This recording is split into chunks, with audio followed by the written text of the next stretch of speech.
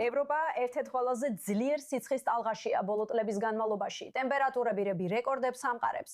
სატრანსპორტო სისტემების სირთულეებს აწყდებიან, ხოლო ჯანდაცვის წარმომადგენლები ყველაზე დაუცველებისთვის მზარდი რისკების შესახებ აფრთხილებენ.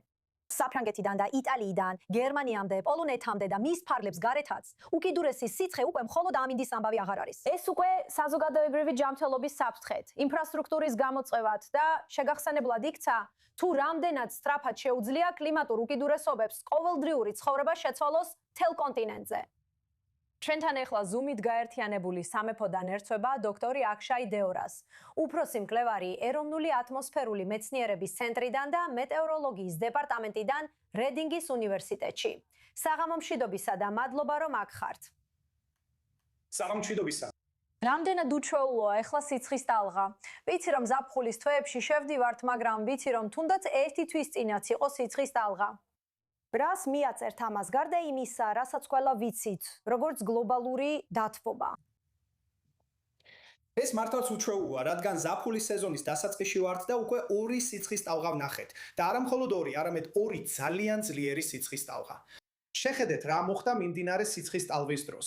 ის ფაქტობრივად გავრცელდა ევროპის მასშტაბით, მათ შორის გაერთიანებულ სამეფოში, როგორც აღმოსავლეთიდან დასავლეთისკენ, ასევე ჩრდილოეთიდან სამხრეთისკენ. რატომ მოხდა ეს? რა თქმა უნდა, ვიცით, რომ ამაში დამნაშავეა ამინდის სისტემისა და გლობალური დათბობის მომაკვდინებელი კომბინაცია.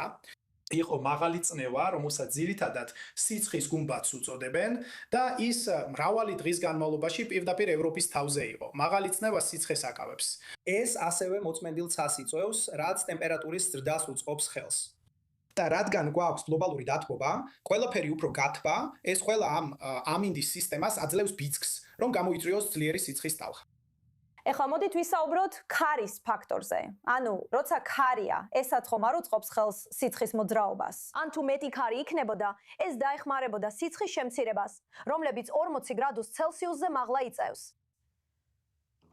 ასე რომ თუ ქარია, მაშინ რა თქმა უნდა ადამიანები ოდნავ გრილობას გრძნობენ, თუ ჩრდილში არიან. თუ ქარი არ არის განსაკუთრებით ღამით, მართლაც საშინლად გრძნობ თავს, რადგან იცით, ევროპულ სახლებს როგორც წესი უჭირთ ჯვარედინი ვენტილაცია, განსაკუთრებით საფრანგეთში ან გაერთიანებული სამეფოს ზოგიერთ ნაწილში. და თუ ღამით ქარი არ არის, მაშინ შეიძლება ისეთი სიტუაცია შეგექმნათ, რომ სახლში უკვე ძალიან ცხელა და სუფთა აერი საერთოდ არ შემოდის. და იცით რა ხდება ჯანმრთელობის სტანდარტებთან და ჯანმრთელობაზე გავლენასთან დაკავშირებით. ვულისხმობ, წარმომიდგენია რომ ხანდაზმული ადამიანები, რომლებიც ზედა სართულებზე ცხოვრობენ, შეიძლება არ ქონდეთ კონდიციონერი. მერე კი სხვა ჯანმრთელობის პრობლემები ჩნდება, როცა კონდიციონერს ზედმეტად იყენებ. რამდენად სერიოზული ჯანმრთელობის საფრთხეა ეს?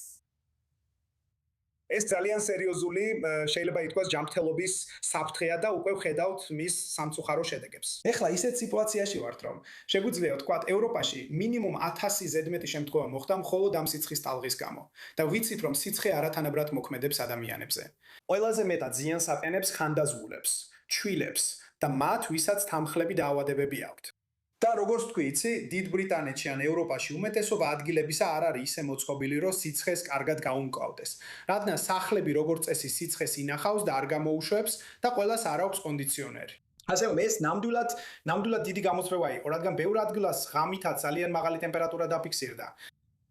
და მოდი ვისაუბროთ, ანუ იცი რა შეიძლება აკეთებდნენ მთავრობები და ქალაქები.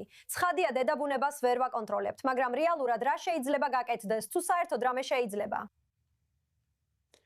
ფიქრობ, ბევრი რამ არის გასაკეთებელი. პირველი და ყველაზე მნიშვნელოვანი გამოწვევა ისაა, რომ როცა სიცხის ტალღა მოდის, უნდა შეძლო გაგრილება. ამ შემთხვევაში ჯერ უნდა გააფრთხილო ხალხი წინასწარ, რომ სიცხის ტალღა მოდის და ეს იმოქმედებს მათზე. და ეს არის ის ნაბიჯები, რაც შეგიძლიათ გადადგათ. მაგალითად, წყლის მიწოდება, საბაზისო გაგრილების საშუალებების უზრუნველყოფა, ეს არის ის, რაც უნდა გაკეთდეს. ასე რომ ცნობიერება უნდა გაიზარდოს. მეორე მხრივ, რა თქმა უნდა დავაბანდოთ სახლებისა და ინფრასტრუქტურის დიზაინის გაუმჯობესებაში, რათა ისინი უფრო ეფექტურად გაუმკლავდნენ სიცხეს. და კიდევ ერთი მნიშვნელოვანი რამ არის, როცა საქმე ეხება ჩვეულებრივ სამუშაო საათებსა და სასკოლო განრიგს, ეს ყველაფერი უნდა განიხილებოდეს სიცხის გათვალისწინებით, რადგან უბრალოდ შეუძლებელია გარეთ მუშაობა, როცა ძალიან ცხელა. სორია. კარგი, დიდი მადლობა დოქტორ აქშაი დეორას. ძალიან ვაფასებ. მადლობთ.